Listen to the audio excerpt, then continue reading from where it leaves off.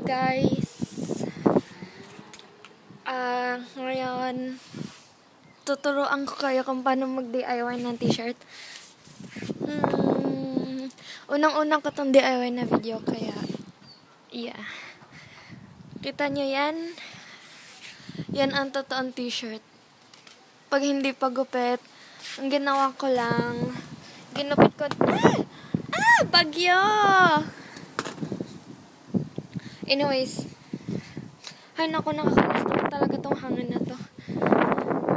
Ginupit ko lang yung baba kasi may sulat siya. Kaya ginupit ko, hinati ko lang siya. Tas dito sa may armpit, ginupit ko rin yung may tahi. Kita nyo, galing Primark lang yan eh.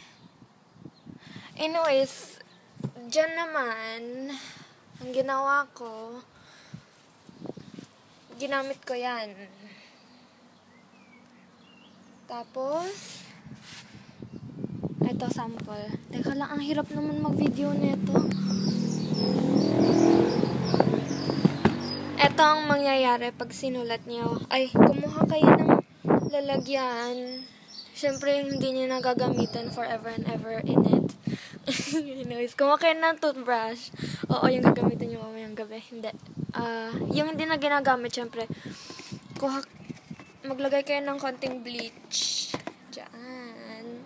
Sa toothbrush. And, magsulat lang kayo.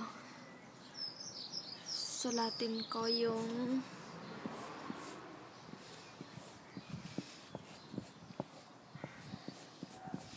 ang hirap magsulat kasi tingnan nyo yan. Sinulat ko lang siya dito sa kulay itim na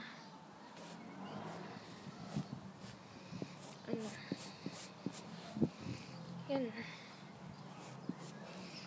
Nagiging orange na siya. Sandali lang. Like, you have to wait for a bit.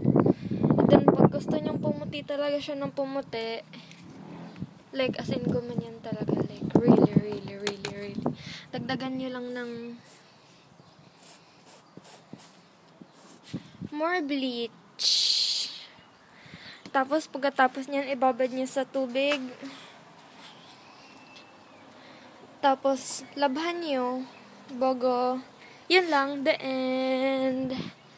Anyways, sige guys. Babush! Tingnan nyo, yan ang finished products. Ay, alisin natin to. Yan ang finished product. Obviously, cropped up yan. So, yeah. Sige, bye-bye!